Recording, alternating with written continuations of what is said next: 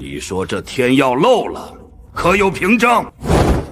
距离海洋道观只剩下不到1年的时间，别说你这金銮阁，就算是你们离国最高的太岳山，也会被几百米高的海啸瞬间吞没。哼，荒谬！你说灾难降临就降临，你以为你是掌控天地的神仙吗？你既然口口声声说能救世，那你如何向朕证明你的本事？这有何难？我现场给你们表演一个徒手生火。什么？哼，故弄玄虚。去，把你们太医院炼丹房里的东西给我拿2样过来。我要紫炎晶，还有给我弄点最纯的猪油或者甘油来。照他说的做。护驾！快护驾！火真的是火！神仙，这是神仙手段啊！这个名为化学。陛下，为了证明我说的是真的，接下来我还要演示一次。你还要预测什么？耶，上次来怎么没见过？这上面的刻度……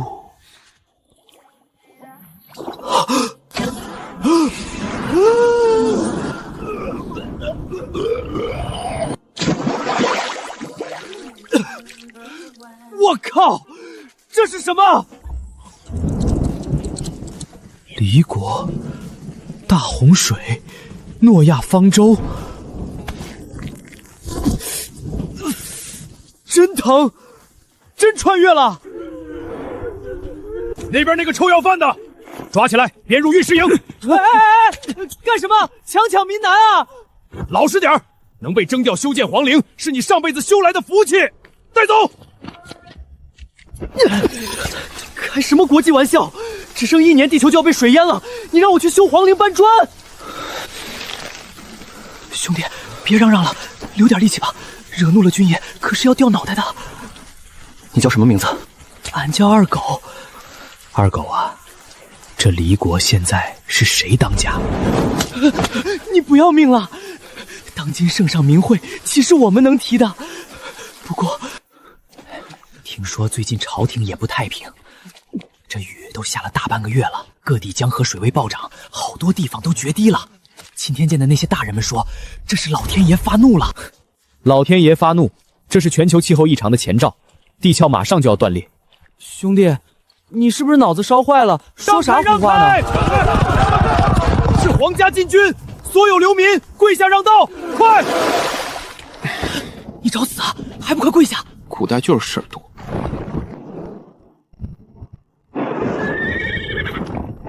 不好，进马了，保护主子！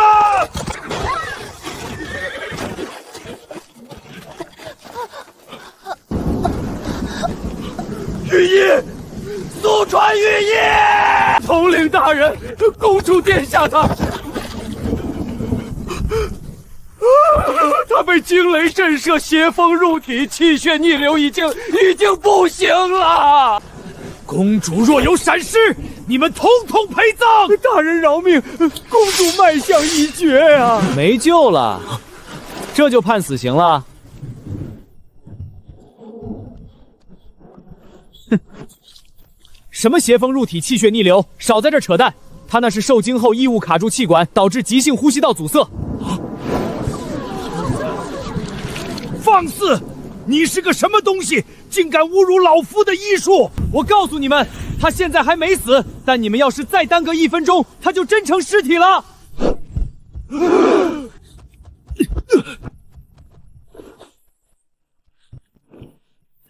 义务卡喉，常规海姆林克急救法。放肆！登徒子竟敢轻薄公主！闭上你的鸟嘴！1、2、3。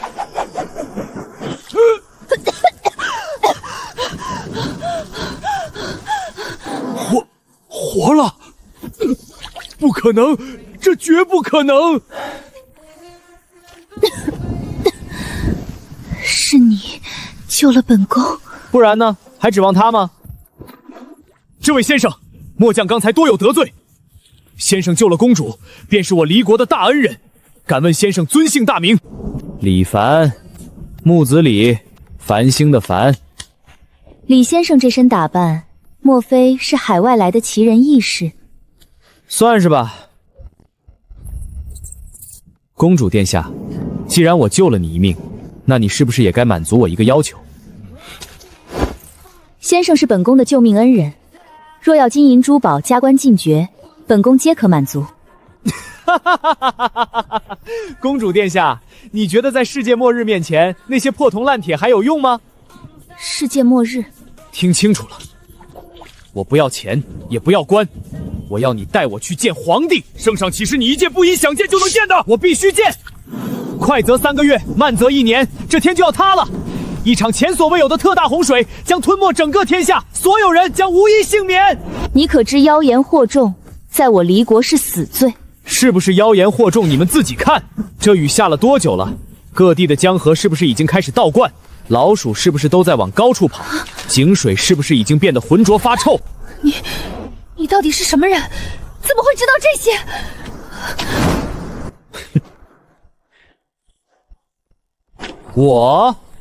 我是高人。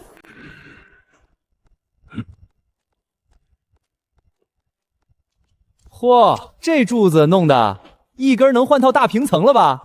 哪里来的粗鄙狂徒，竟敢穿成这副模样惊扰圣驾！来人啊，给我拉出去砍了！且慢！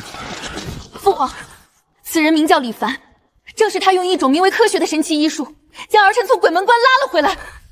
而且他准确说出了我离国半月以来的各地灾情，并预言这天下即将迎来灭世大洪水！一派胡言！公主殿下，莫要被这江湖骗子蛊惑了。我离国虽然连日降雨，但有龙脉庇佑，何来灭世之灾？这等妖言惑众之徒，其心可诛。奇装异服，如同蛮夷！砍了他，以正视听。你就是李凡？你说这天要漏了，可有凭证？距离海洋倒灌只剩下不到1年的时间。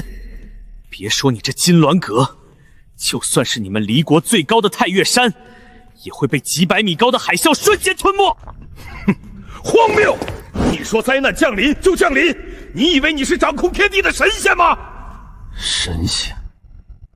神仙也救不了你们。陛下，此人就是一个招摇撞骗的神棍，臣恳请陛下立刻将其处死，以安民心。李凡，你既然口口声声说能救世，那你如何向朕证明你的本事？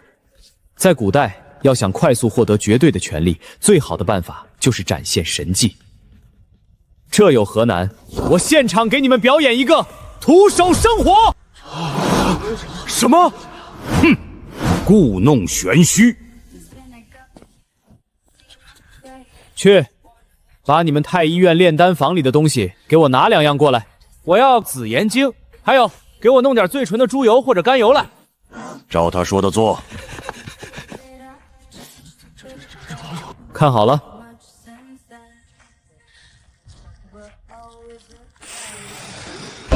护驾！快护驾！火真的是火！神仙，这是神仙手段啊！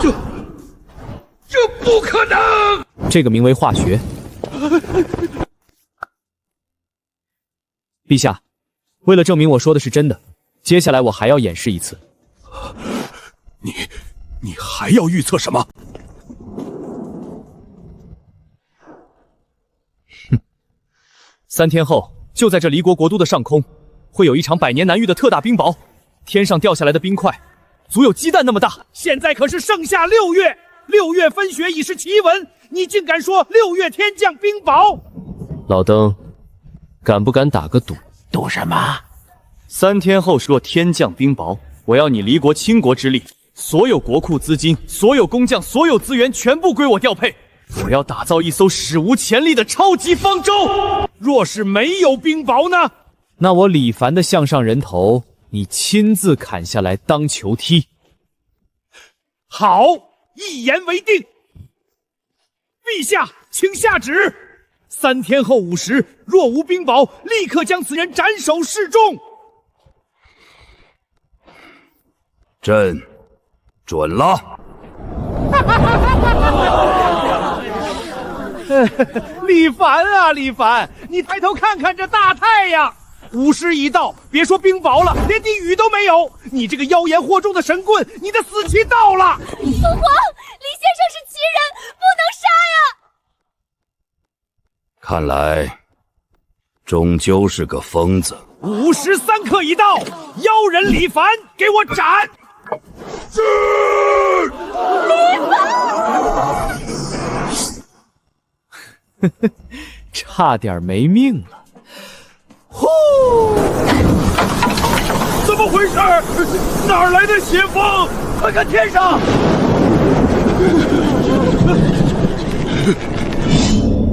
哈哈哈哈！不是要砍我吗？继续啊！冰雹！啊！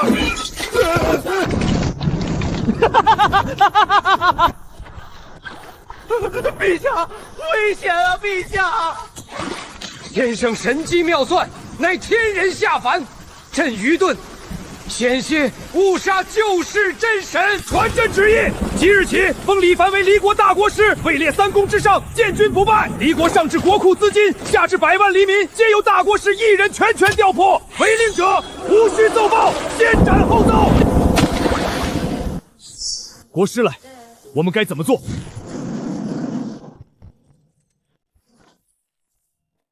陛下，看好了，这就是能保住离国香火的方舟计划。国师，这是何物？如此庞大，简直如同一座移动的城池。这叫超级方舟，长300米，宽80米，全木钢混合结构。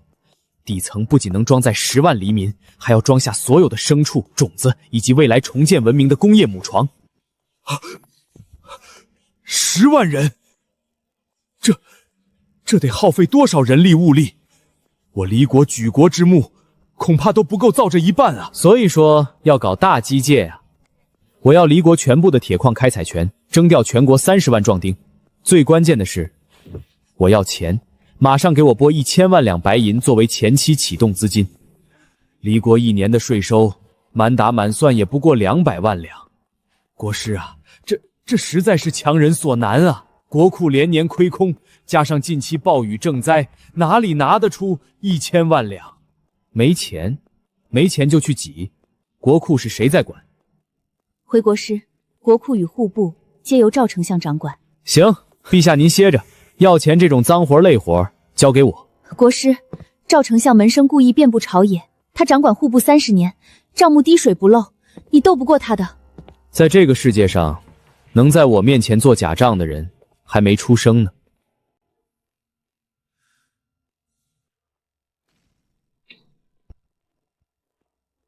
赵老登，别喝了，拿钱。我当是谁呢？原来是呼风唤雨的大国师啊！怎么，国师不在家做法，跑到老朽这穷衙门来做？少废话，陛下有旨，诺亚计划正式启动。先给我拨1000万两白银，外加10万担粮草，我要去招募劳工。1000万两！哈哈哈哈哈哈！哼，国师大人，您莫不是在天上待久了，不知道人间疾苦？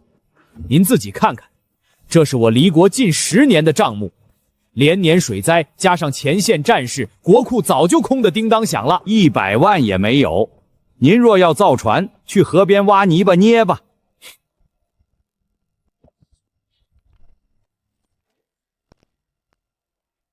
赵丞相，你说国库没钱了？1分都没有。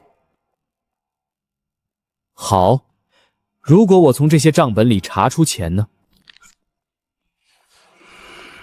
老夫这套4柱清表，你就算查上10年，也休想查出半点猫腻。国师若是能从账本里变出钱来，老朽这颗项上人头就给您当夜壶。好，这可是你说的。来人，给我把户部大门封死，没有我的命令，连只苍蝇都不准飞出去。你想干什么？老朽是当朝宰相，你敢软禁我？老子现在是大国师，建军不败，先斩后奏。你算个什么东西？你们几个过来，给我搬10张大桌子拼在一起，去太医院弄点黑炭和白灰来，再给我找100块光滑的木板当黑板。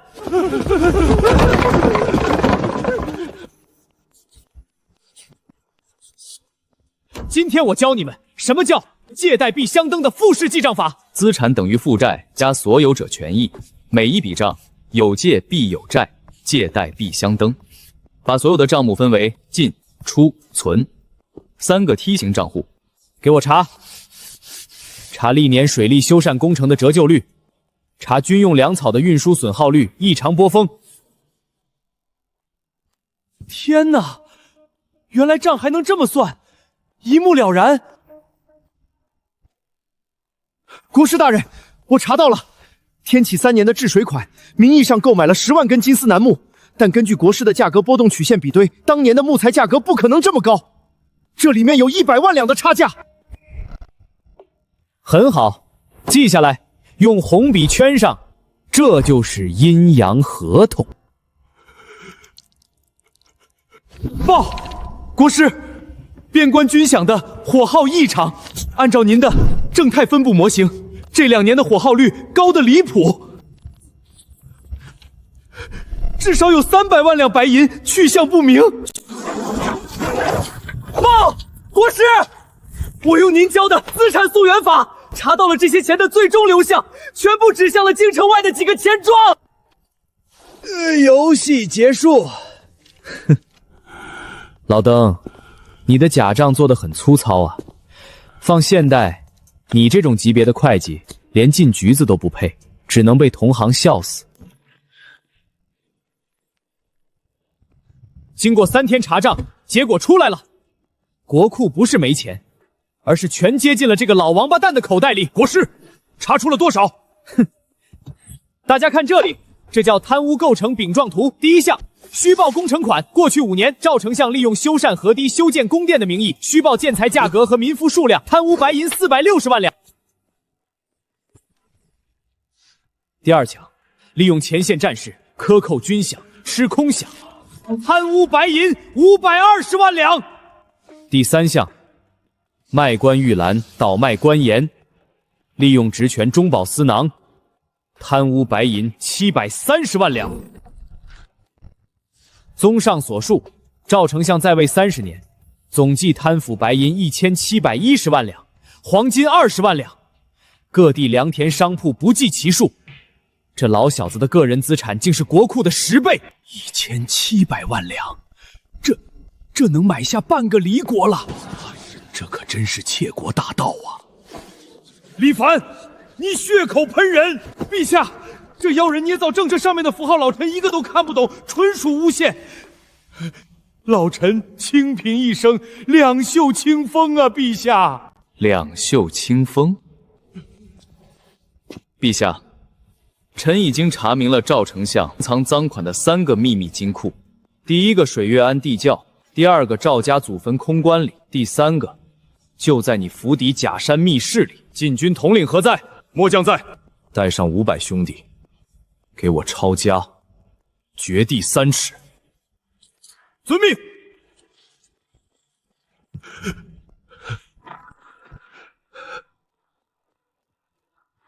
陛下，大捷，大捷呀！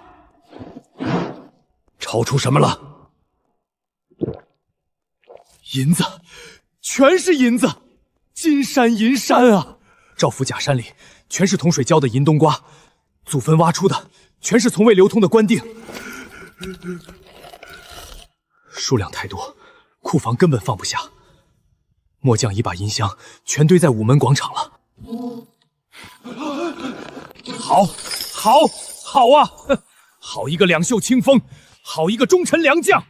朕的江山差点就被你这蛀虫啃食殆尽！来人，将赵贼剥皮虫草，凌迟处死！陛下饶命！陛下饶命啊！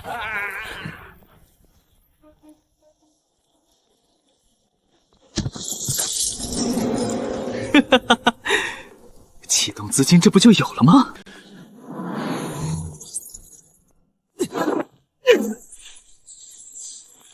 皇帝已把国家交给我，从今天起，所有法则全部由我重写。末日来临，这场大水会淹没一切，想活命的就给我动起来！铁匠、木匠、泥瓦匠，哪怕你只是个只会挑土的庄稼汉，只要你肯出力，我不仅包你1日3餐，顿顿吃肉，每个月还有5两工钱。顿顿吃肉，1个月5两银子，这不是在做梦吧？我的老天爷！国师万岁！国师万岁！工部尚书何在？下官在。第一步，圈地，把京城外的1万亩荒地全部给我推平，建立诺亚方舟造船厂。第二步，炼钢，废掉你们那些烧火棍一样的土窑，按照图纸上的高炉炼钢法，3天内给我建起10座高炉。我要几万吨金刚做龙骨。第三步，修路，要想富先修路，用这些银子去把周边矿山到造总厂的路给我铺平。造出我图纸上的人力轨道车，把木材和铁矿石源源不断的运过来。方舟计划正式启动。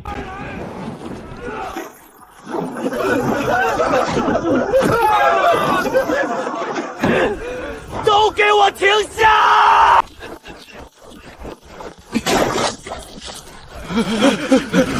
国师息怒，我给你们发那么高的工资，10天了。连根主龙骨都还没运到船台上去，你们在干什么？国师大人，非是老朽们不尽力，这造船的木料实在太大太重了。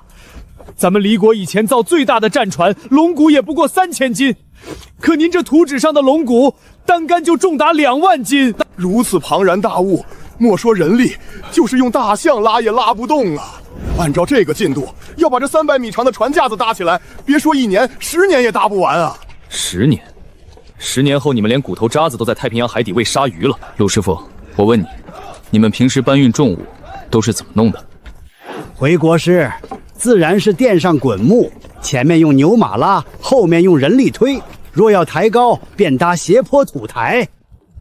来不及了，去找几个铁匠过来。国师有何吩咐？搭10个凹槽铁轮和巨钩，滑轮组。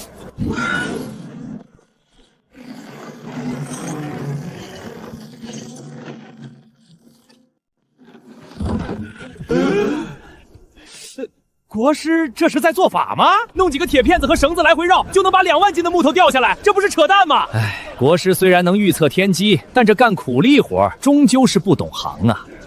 国师大人，您这法子行不通的，2万斤的重量，就是把绳子拉断了，它也纹丝不动。刚才谁说拉不动的？二狗，你过来！老大，您吩咐。拉！老大，您别开玩笑了，我就算吃奶的劲儿都使出来，也拔不动他一根毛啊！让你拉你就拉，废什么话？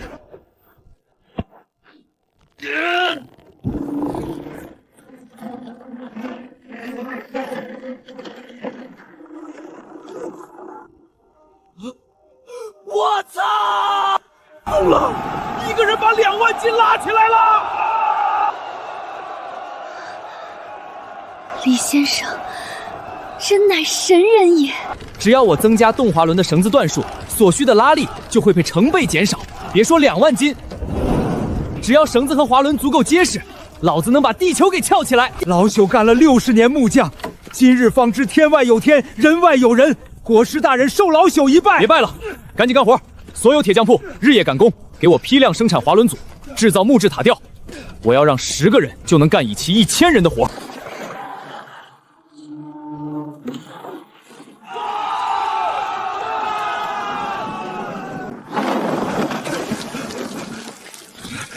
国师，出大事了！慌什么？底座要塌了！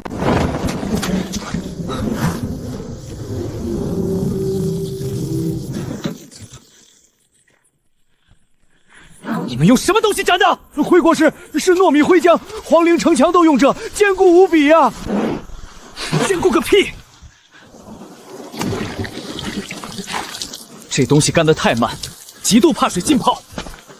方舟要硬抗海啸水压，用糯米下水1天就全泡软。马上换材料，这种垃圾不能用。可是国师，除了糯米灰浆，咱们没有别的东西可以粘合石头和钢铁了。水泥，去挖石灰石、粘土和铁矿渣，有多少要多少。国师，您要的石头和土都拉来了。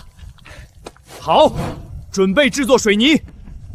第一步，电烧，把石灰石、粘土和铁矿渣按照3:1的比例混合粉碎，扔进高炉里烧，要烧到它们半融化，变成黑灰色的除料为止。石头都烧化了。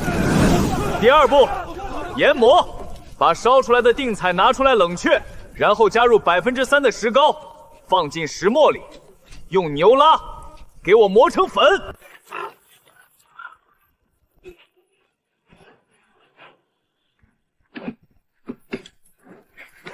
国师，您费了这么大人力物力，就为了造这一桶草木灰？哼，看好这叫粘合剂，加沙加水。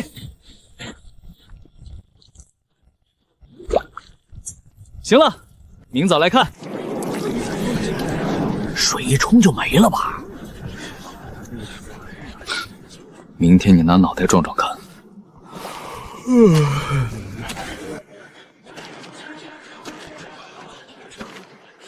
哎呦，好像干了。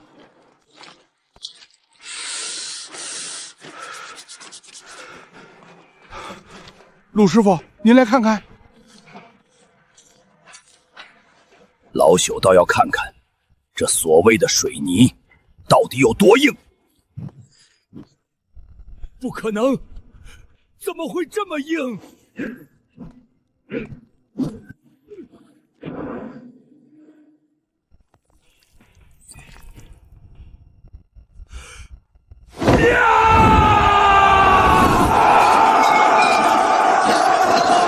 这简直是筑城造船的神物啊！不怕水，刀枪不入。干得漂亮！二狗，去催铁匠铺，我要的2号合金齿轮怎么还没送来？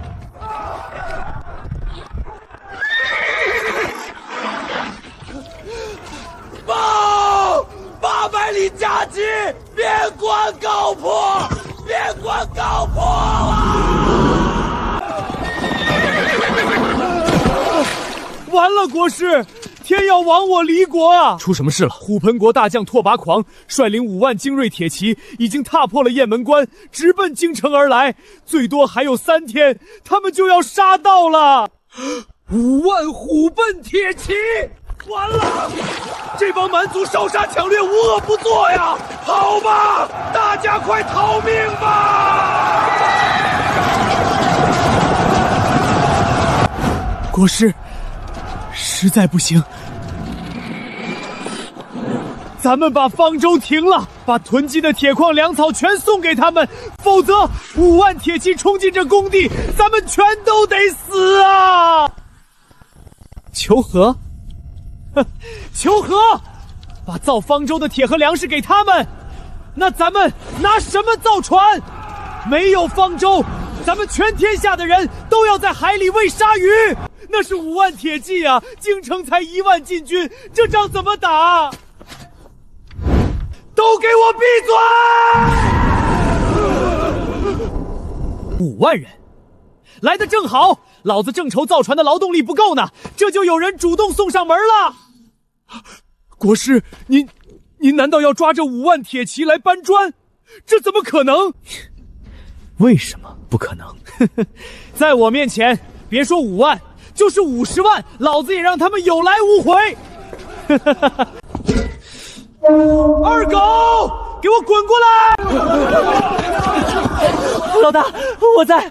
现在交给你个最高机密的任务，带上1000人去京城，把所有的旧茅房、猪圈、蝙蝠洞全都给我刮地3尺，把墙根底下那些白色的盐霜1两不少的给我刮回来。去太医院和炼丹房，把所有的硫磺全给我搬空，有多少要多少，再派人去砍柳树，烧成最纯的柳木炭。国师，您这是要开炉炼丹求神仙吗？求神仙？他不配。老大，你要的东西都弄来了。很好，古代那些炼丹士搞出来的火药，威力连个大号窜天猴都不如，纯属听个相。今天让你们看看什么叫最佳爆炸当量。硝酸钾75%，木炭15%，硫磺10%。国师，这粉末看着平平无奇，真能退敌？光是粉末当然不行，燃烧太慢了。国师，你怎么把它弄湿了？哼，这叫造粒技术。只有把粉末做成颗粒状，才能让火药内部充满空气空隙，燃烧速度才能成倍增加，瞬间产生恐怖的气体膨胀。二狗，去把这些晾干。就凭这些，能挡5万铁骑？陛下，这叫众生平等气。走，带兵出发，给敌人接风洗尘。哈哈哈哈！离国都是缩头乌龟。将军神威，今晚就抢了皇宫，再砍了那封国师的脑袋当尿壶。全军加速，今晚在皇宫喝酒。老大，他们全进来了。国师，这可是5万人啊！要是冲过去，哼，来都来了，就都别走了。点火！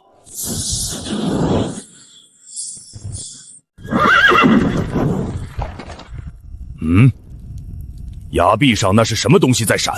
将军，好像是离国人在崖壁上放烟花。哼，烟花！离国人真是吓破胆了，想用这玩意儿吓唬我？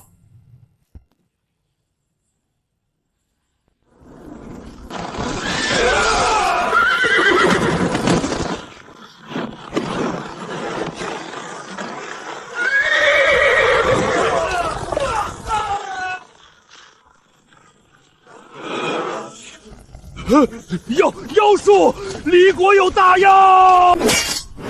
军师，这是什么仙法？都说了，这叫化学。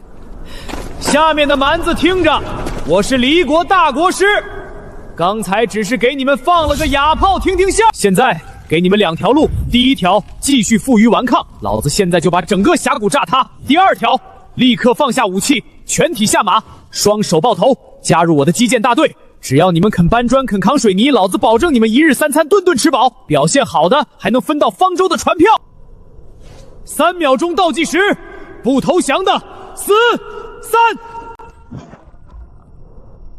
2，我们投降！国师饶命啊！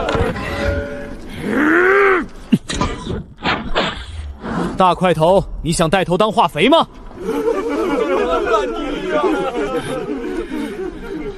虎斑国降了！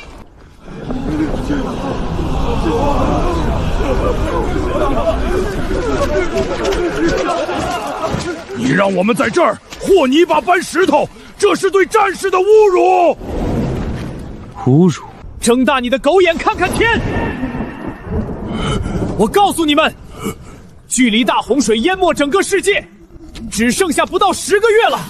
到时候，别说是你们，全天下全都会变成一片大海。你们这群只会打打杀杀的蠢货，以为抢点粮食就能活下去，做梦！想活命就给老子拼命建这艘方舟，这才是你们唯一的活路。从今天起，你拓跋狂就是方舟基建地下队的队长，带着你的3万人给老子日夜不停地浇筑水泥，进度要是慢了1天，老子直接把你塞进高炉里炼钢。是，属下明白，属下这就去搬砖。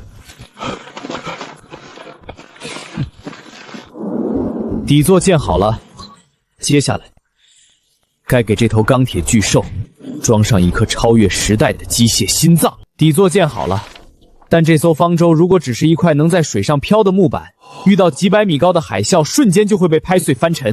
所以，咱们得给这头钢铁巨兽装上一颗超越时代的机械心脏。我要让它在逆流和海啸中拥有手撕怒海的绝对动力。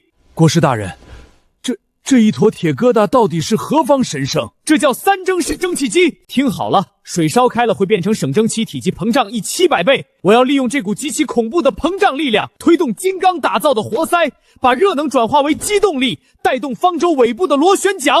国师，您是说用水汽来推船？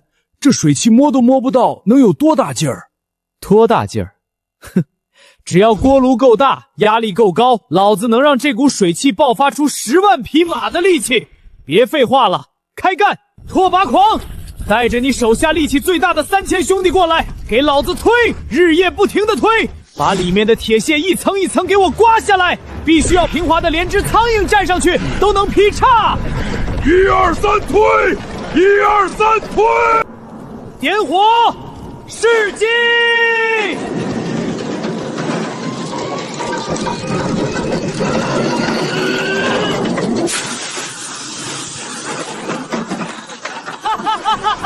动了！那铁疙瘩自己动了，水汽变成了力气。国师真乃天人呐！吊装，把这颗心脏给我塞进方舟的肚子里去。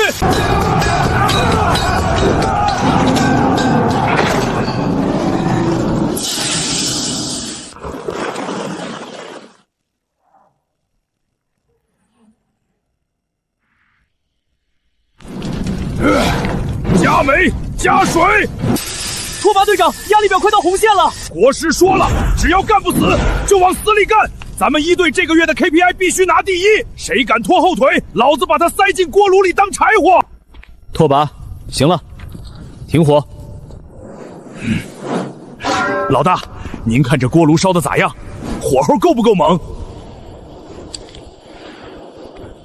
不错，勉强达标。老鲁，国师，老朽在。各部门注意，全船清场，转纵轴齿轮组，准备交接动力。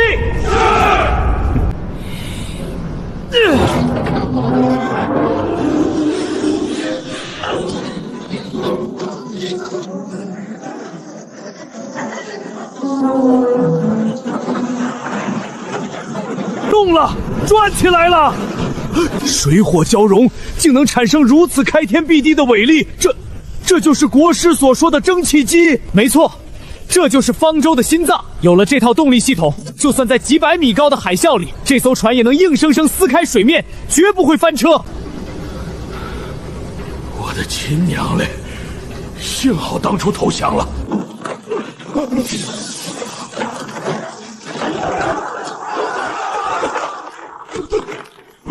地震了！快出舱，上甲板！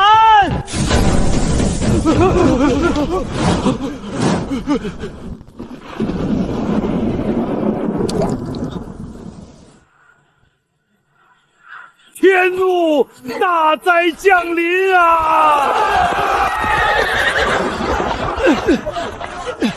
报，京城急报，城南地裂100丈，护城河干了，请姑师速回宫。定夺个屁！这叫地壳板块断裂产生的大规模火山爆发，火山灰遮蔽光线，发生瑞灵闪射，月亮才变红，跟神明没半毛钱关系。从现在起，这艘方舟正式命名昆仑号，传我的命令，撤掉所有脚手架，收起船台，通知所有人立刻带着物资来教船厂集合。10天，最多还有10天。诺亚计划最后一步，全民登船，现在开始。国师大人，凭什么不让我们上船？我们是离国的子民啊，让我们上去吧。所有人听好规矩，第一批登船的所有参与造船的工匠、铁匠、劳工以及你们的直系家属拥有最高优先级。拓跋狂，带你的人核对劳工铁牌，认牌不认人，冒名顶替的直接砍了。是，老大，都给老子排好队，谁敢插队，老子把他剁成肉馅儿。第二批，年轻男女、大夫先生、带种子的农户，你们是重建的火种。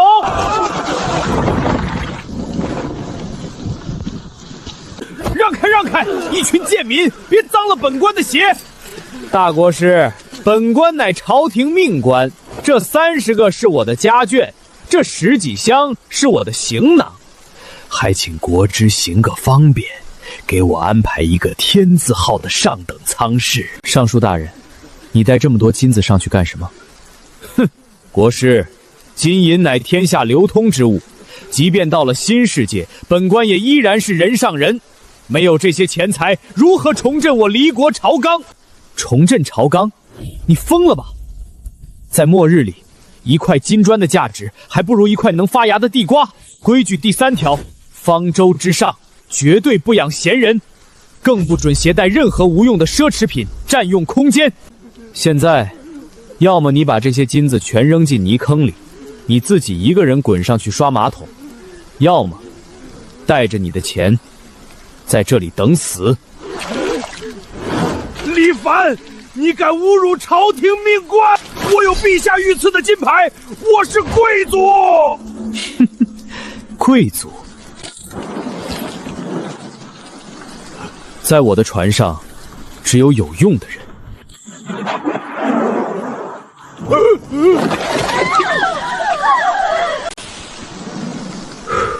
拓跋，把那些金子给我扔下去。好嘞，老大。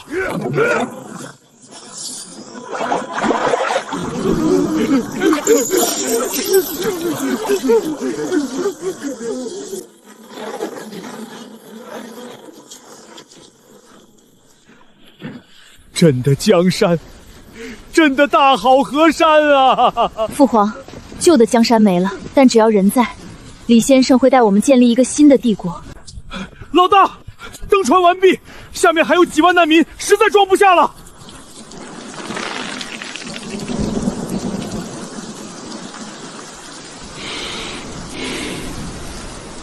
关闭所有舱门。可是下面那些人，你想让所有人一起死吗？关门！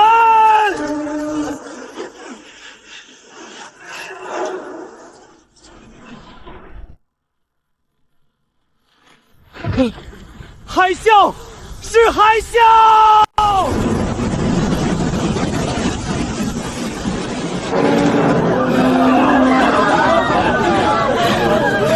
完了，这么大的水，船会碎的。碎不了！老鲁，锅炉给我烧到极限！所有人抓紧固定物！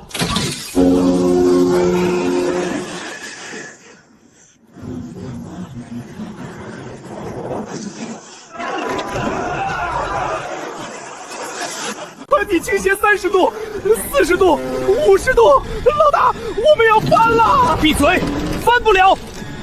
老鲁，把气门全部推到极限，超载运行，给我冲出去！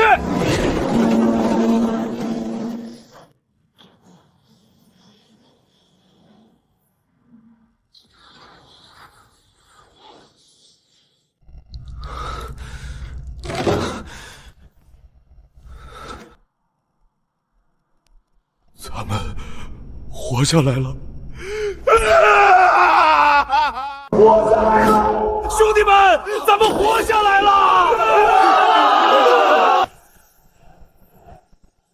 活下来只是第一步，在这片水世界里，真正的地狱才刚刚开始。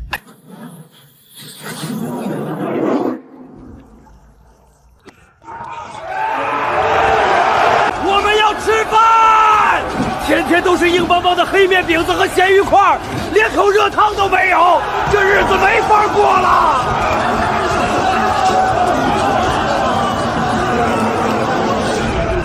乡亲们，当初李凡是怎么答应我们的？他说只要上了船就能顿顿吃饱，可现在呢？咱们这30万人就像是被关在铁笼子里的牲口，每天吃着连猪都不吃的糠咽菜，而他高高在上，霸占着顶层的豪华舱室，肯定每天大鱼大肉，喝着美酒。陛下已被软禁了，他想把我们饿死在这海上。抢回粮食，让陛下掌权！推翻李凡！抢粮仓！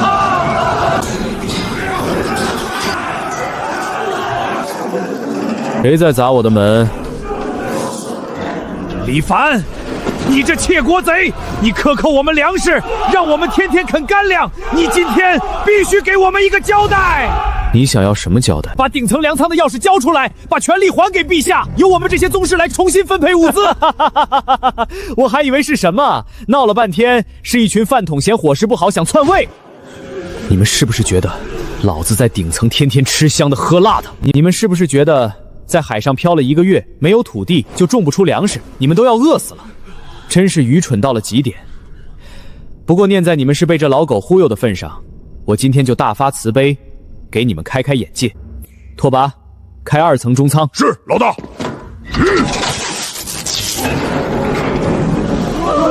我的老天爷，那是太阳吗？呸！太阳个屁，那叫蒸汽电弧灯。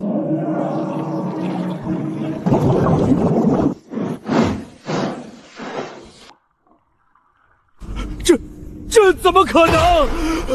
无土生根，暗室生光，这违背了天理，这是妖术啊！这叫无土栽培和人造光合作用。植物生长并不需要泥土，只需要水、光照与养分。我利用锅炉废气、循环营养液搭配电弧灯，作物生长速度是土培的3倍。你们知道我这1个月一直在做事，老子一直在想办法解决大家缺乏维生素的难题，而你们这群蠢货，竟然听信一个只会吃干饭的旧贵族来砸老子的场子！国师，我们错了，我们是被猪油蒙了心啊！国师真的是神仙，连没有土都能种出粮食。刘亲王，你刚才说我对不起黎国的子民。给大家看看，这是我们在刘亲王的私人底仓里搜出来的东西。打死这个虚伪的畜生！李凡，李大人饶命！我是陛下的亲叔叔啊！陛下的亲叔叔，在我的方舟上，哪怕你是玉皇大帝的亲叔叔，敢动摇军心，也只有死路一条。拓跋，植物光长叶子不结果，是因为营养液里缺了点上好的有机肥料。把这老东西，还有他手底下带头闹事的残党，全都给我扔进粉碎机里，给西红柿加点餐。好嘞，老大，我早就看着老帮菜不顺眼了。不，你不能这样，我是亲王！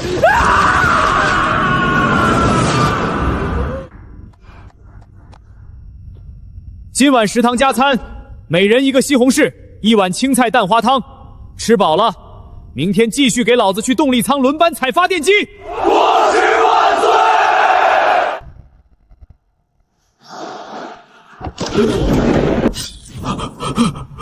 国师，下面有东西，是暗礁吗？不是石头，在动，比船大，正撞过来。什么？全船紧急规避，右满舵，动力推到120%。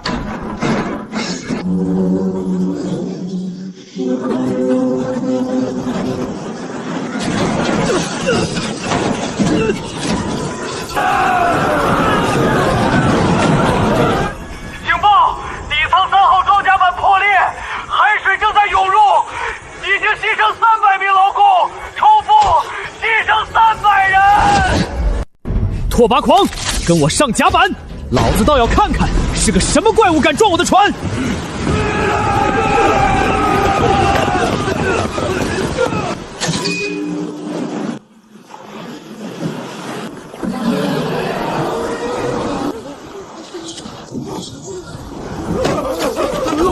是龙王爷！这是一头变异的史前苍龙！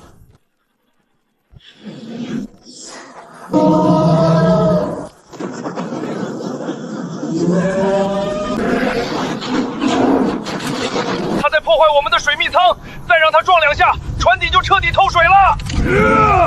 打！给老子狠狠的打！完了，我们的火枪根本打不穿他的皮。谁说我们要用火枪了？在造船的时候，老子早就防着海里有这些史前王八了。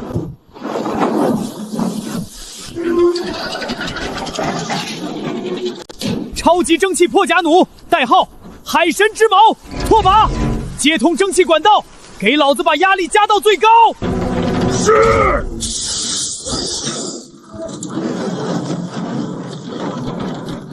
底舱听令，左满舵，给老子把船身横过来！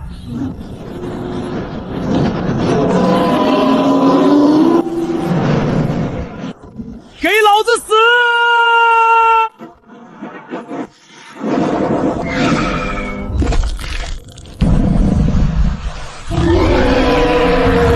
想跟我斗？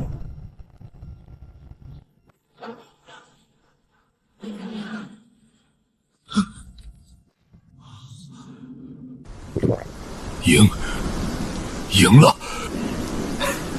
赢了！用角螺把这玩意儿拖住，够全船吃3个月肉。今晚吃海鲜火锅！大国师无敌！大国师万岁！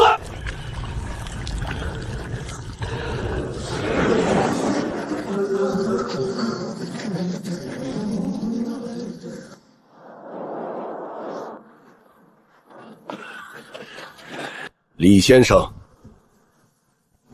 朕曾经以为自己是这天下之主，能护佑万民，但在这场灭世大洪水中，朕发现自己什么都做不了。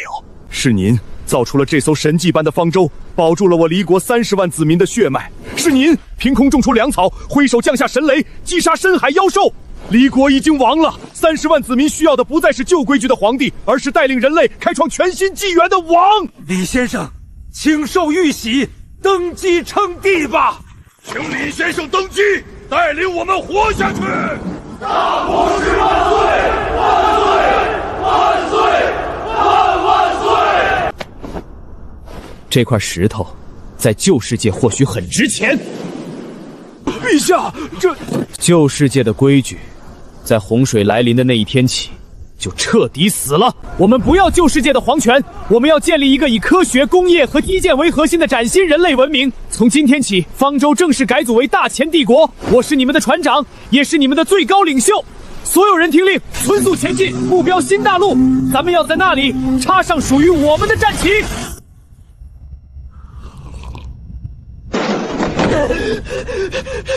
老大！水位在狂降，测试锤塔到底了，下面有陆地。什么？水深100米、80米、50米？老大，海水在一种不可思议的速度退去，就像是海底漏了个大洞。拉红色警报！所有人死系好安全带，准备迎接迫降冲击。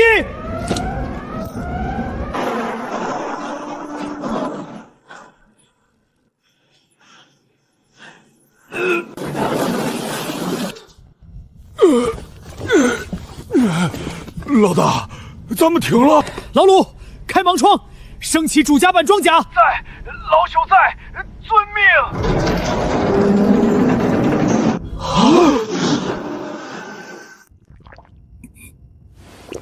老大，我这是撞出幻觉了吗？那玩意儿是狗尾巴草吗？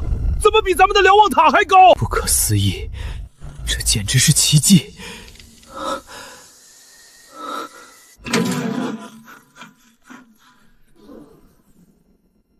这是仙界，这是仙界啊！放屁的仙界！空气里的氧气浓度高的离谱，至少是以前的2倍，难怪植物会产生巨大化焰液。拓跋，开舱门，放下登船桥，咱们下船。是。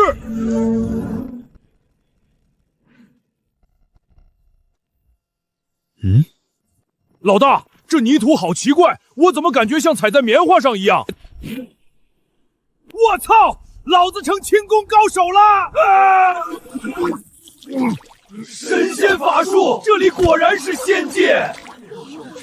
别瞎喊了，这不是轻功，这是重力异变，离心力增加。简单来说，这片新大陆的重力只有我们那个世界的80%左右。也就是说，在这个世界，你们每个人都是力大无穷、身轻如燕的超人。行了，都别蹦了，办正事。重力减轻，氧气增加，这意味着不仅植物会巨大化。什么动静？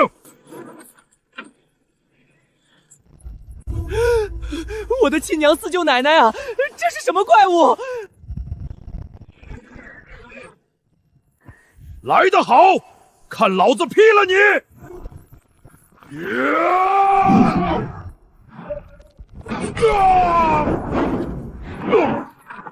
老大，这玩意儿的壳比咱们的生铁还要硬。废话，几倍的氧气浓度加上史前环境，这叫甲壳素装甲演化。保护网！生物再怎么进化，在重火力面前，永远都是弟子。3、2、1。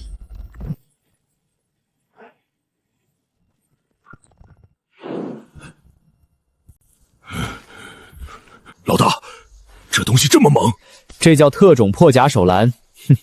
都看清楚了，这片新大陆上连只虫子都能要了你们的命。但好消息是，这片土地上的资源也是我们以前那个世界的10倍、100倍。我宣布，这里定名新疆。推土机开下来，推平这片森林。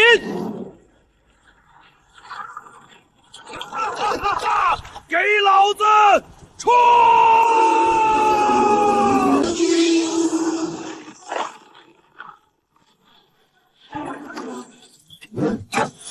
工匠营砍树！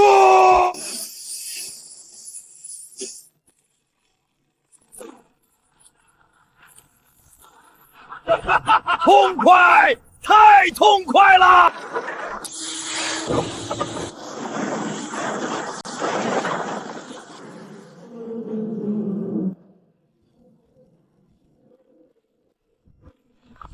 哈哈，老大，这野鸡肥得流油！您快看，仙种，这真的是仙种啊！有了这片土地和这种长势，我大前帝国不出10年就能繁衍出100万人口啊！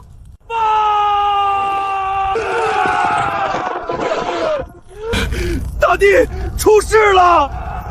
遇到巨型兽群了！不是野兽！这是人类的兵器，不可能是我们以前那种人类。能够投掷这种10米长、几百斤重长矛的生物，身高至少在5米以上。全城1级战备，火炮营就位，机枪阵地推上城墙，随时准备。城墙上已经架设了30门红衣大炮，全天候警戒。火枪营500弟兄子弹上膛，随时准备战斗。防守？谁告诉你们我要防守了？在这片充满未知的土地上，最好的防守就是开着坦克去把敌人的老家推平。老大，这是什么坐骑？怎么没长腿啊？这叫陆地巡航舰1号，前装甲厚度10公分，能防住大炮直射，最高时速50公里。在这个连马都没有的世界，它就是陆地上的神拓跋狂。带上100个最精锐的火枪手，二狗，你来烧锅炉，跟老子出城去会会这群原始人。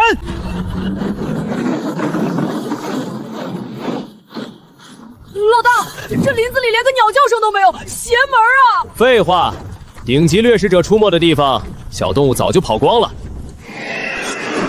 敌袭，右满舵！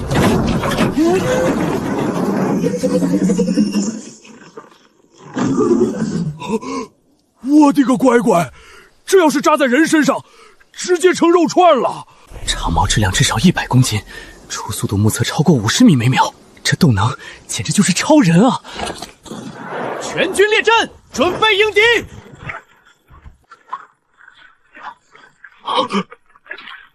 我的天，这他娘的还是人吗？这分明是巨灵神啊！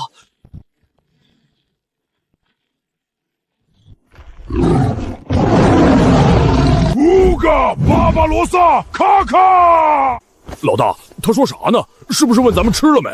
吃你个头！他把咱们当成入侵领地的怪物了。喂，对面的大高个，我们没有恶意。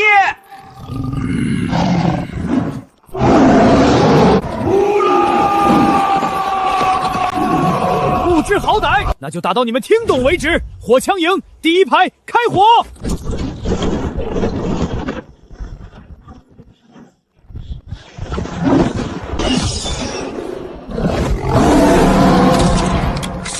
火枪打不透。慌什么？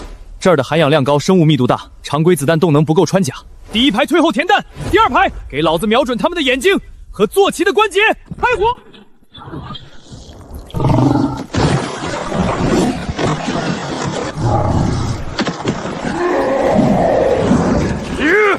保护老大，给老子死了！哎呦我操！老大，这孙子力气太大了，我打不过呀！你个废物，退下，看老子的！肉体再强，能扛得住每分钟600发的射速吗？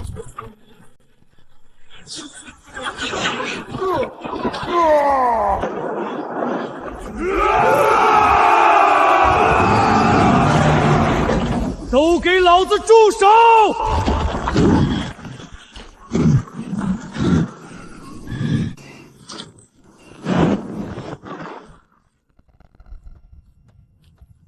骨头挺硬。老大，危险啊！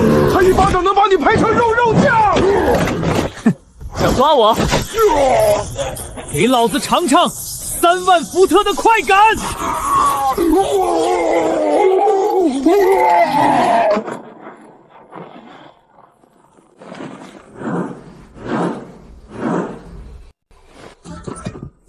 我说！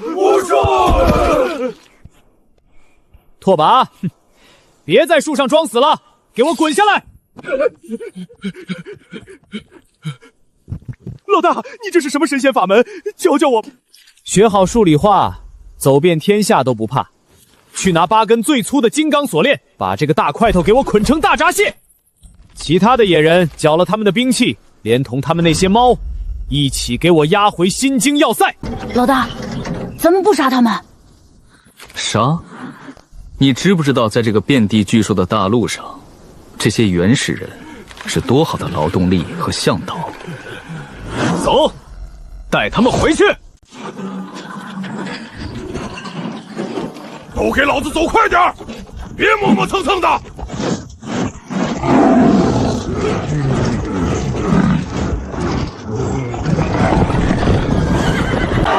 大地凯旋了！天哪，这是什么怪物？怎么长得这么高大？你看那长牙老虎，比大象还要大。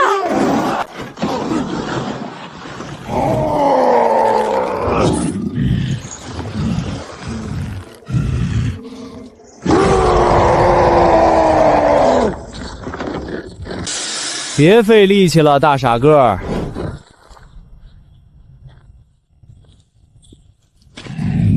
这是老子用高炉练出来的百炼金刚，别说是你，就是霸王龙来了也得给我乖乖握着。乌嘎卡卡罗巴托！老大，这大嗓门喊啥呢？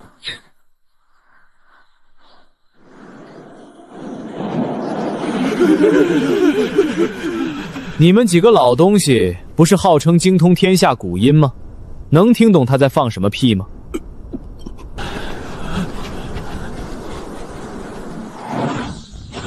大帝，老臣听懂了，这是古老的蛮荒祭祀语，口音生疏，但能分辨。哦，翻译翻译。他说我是森林之子库巴，你们这些矮小的恶魔用邪恶的雷电法术偷袭了我，伟大的兽神一定会把你们的铁壳子撕成碎片。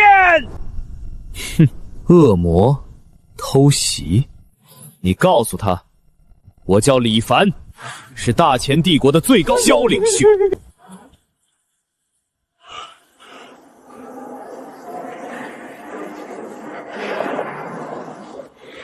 乌嘎莫塔西西里。他说你们虽然会法术，但你们的身体太孱弱了，你们战胜不了绿死神。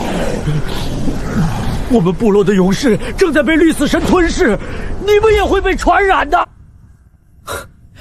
绿死神这么中二的？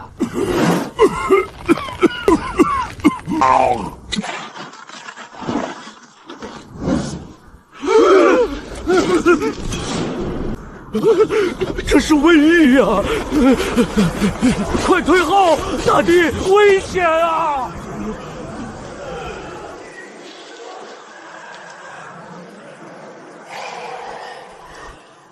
看到了吗？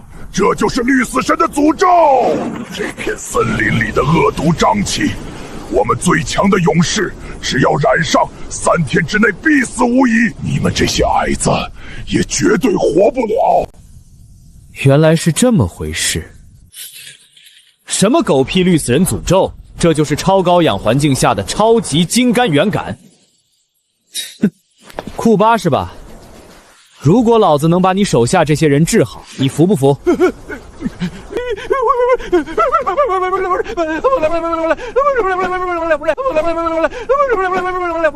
如果你能驱逐绿血神，我库巴森林之子愿意亲吻你的脚趾，奉你为神明。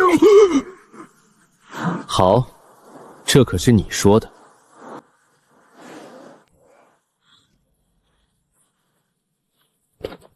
二狗，去医药舱，把咱们提纯的最高浓度的酒精给我搬2大桶过来。再拿10斤硫磺粉。老鲁，去厨房，把咱们前几天找到的那种巨型大蒜给我捣成蒜泥，要1大盆。老大，大蒜也能治病？废话，大蒜素是天然的广府抗生素，在这个没有抗生素的时代，这就是神药！快去！拓跋，按住他！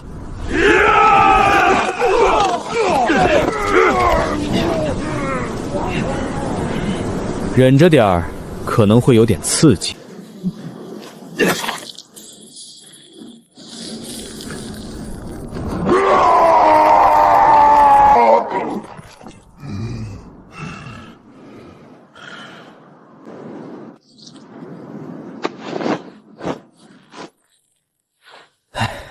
行了，死不了了。这真菌虽然长得快，但在没有产生抗药性的史前时代，酒精加硫磺就能把它秒杀成渣。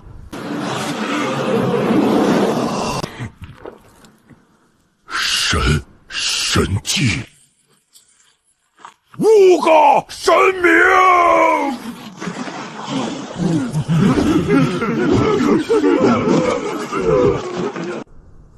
这就服了，太没挑战性了。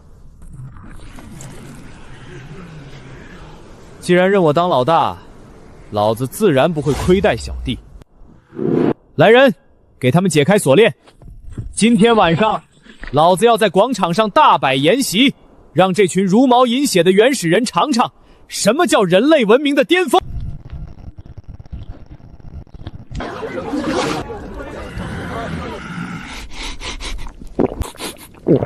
溪流，这水里煮的是什么？怎么这么香？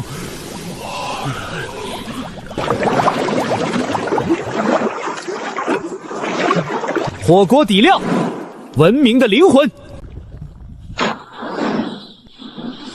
放花椒，放变异红辣椒，放大葱，放生姜。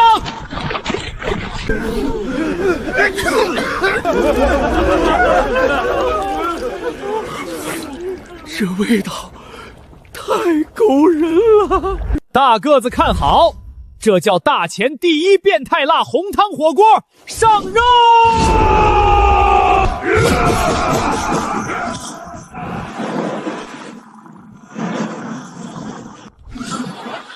！7上8下，肉变色就能吃了。吃。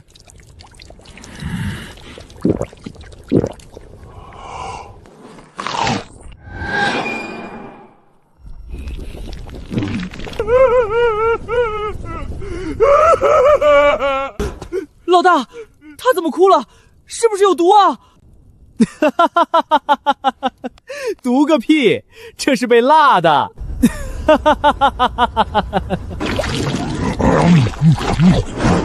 太好吃了，好辣好爽，我还要。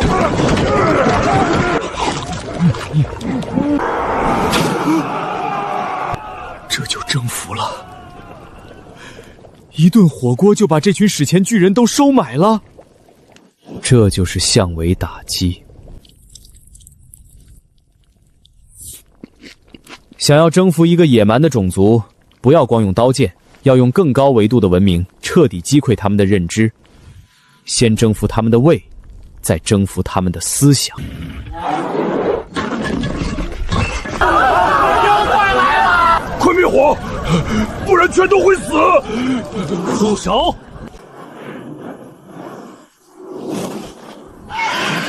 在这个世界上，除了我，没有人有资格在这片天空中装逼。老鲁，锅炉的压力到顶了吗？大帝，5台蒸汽发电子机已经全部预热完毕，随时可以灌网发电。很好。今天，老子就让你们见识一下什么叫做人造太阳！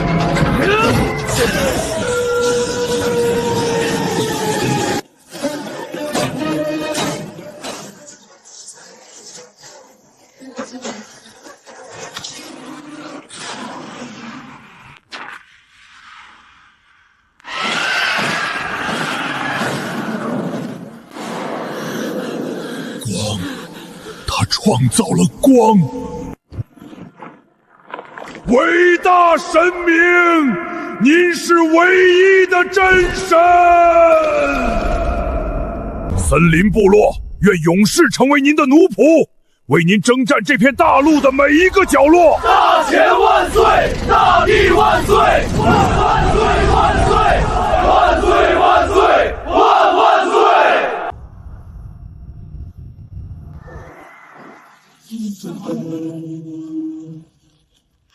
击剑的齿轮已经转动。拓跋兄弟，昨晚那顿爆辣牛蛙吃得太爽了。大帝说今天有重要任务，是不是又要带我们去猎杀更猛的怪兽来烫火锅？瞧你那点出息！大帝的格局岂是你这大饭桶能懂的？不过说真的，这新弹路上的变异牛蛙腿比我腰还粗，那肉质绝了！大帝驾到！子民们，这半个月来，咱们推平了森林，驯服了怪兽，还把周围的土地都种上了超级土豆。咱们在这片新大陆上站稳了脚跟。大帝万岁！但是，我对现在这个破烂营地非常不满意。看看咱们身后这个铁疙瘩，为了活命，咱们在这个铁罐子里憋了3个多月。现在天晴了，地干了，难道咱们这30万人还有子孙后代，要永远像老鼠一样窝在这艘搁浅的破船里吗？大帝，这昆仑号可是保全我离国血脉的神物啊！它坚不可摧，用来做咱们的皇宫，难道不好吗？好个屁！船是用来航海的，不是用来当房子的。它里面的空间极其压抑，通风再好也比不上自然风。最关键的是，这艘船上有整整几10万吨的金刚手铁，还有最顶级的金丝楠木。这是咱们在这个原始世界里最大的一笔工业遗产。传我最高指令，从今天起全面拆借昆仑号。什么？拆了方舟？大帝呀！这可是咱们10万人不眠不休造出来的奇迹呀！怎么能拆呀？都给老子闭嘴！旧的不去，新的不来。拆了这艘船，不是为了毁掉它，而是要用它的钢体骨架在这片大地上铸造一座真正的日不落帝都。我要用方舟的龙骨做城墙的钢筋，用蒸汽做提升的中央能源站，用甲板做公路。我要让这艘船的每一个零件都成为大前帝国万世不拔的地基。大个子，想不想顿顿吃火锅，顿顿吃烤肉？想，做梦都想。那就给老子卖力气！全员听令，诺亚方舟拆卸计划现在启动！1、2、3。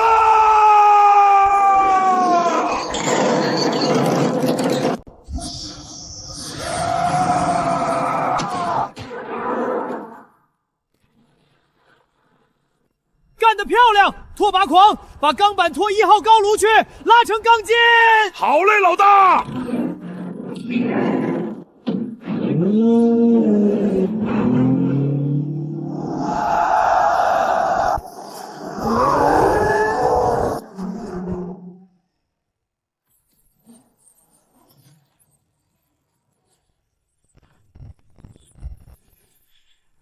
在地下给我挖出一个占地100亩的防空洞，把这5个铁疙瘩给我放进去。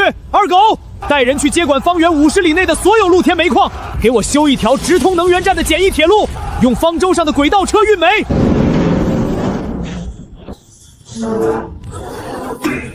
浇筑混凝土。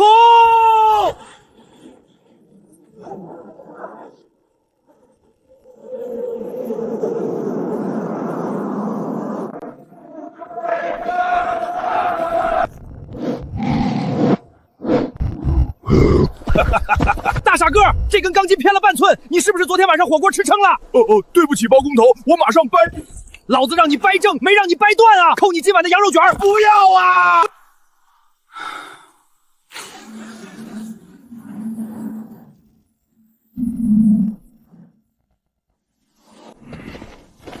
老大，看啥呢？看着江山如画。拓跋、库巴，你们还记得洪水刚来的时候，咱们像狗一样在水里挣扎的样子吗？怎么不记得？那时候我都以为地球要毁灭了，人类要绝种了。神明大人，是您带来了光，带来了火锅，我们森林部落世世代代都会为您效忠。别叫我神明，我只是个懂点物理化，而且脾气不太好的凡人。准备通知全城，明天正午，我要在这城墙之上，让这片新大陆上的所有活物都知道，这个世界到底是谁说了算。遵命。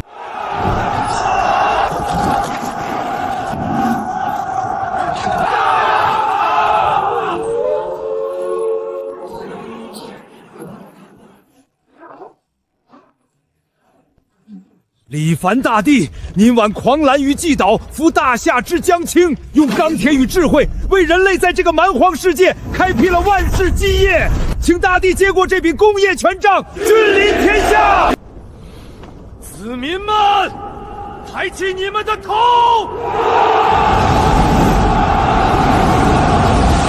今天没有跪拜，只有征服。1年前，老天爷跟我们开了一个玩笑，用水淹了我们的家。但老天爷忘了一件事，人类是这个宇宙中最他妈扛走、最会造奇迹的物种。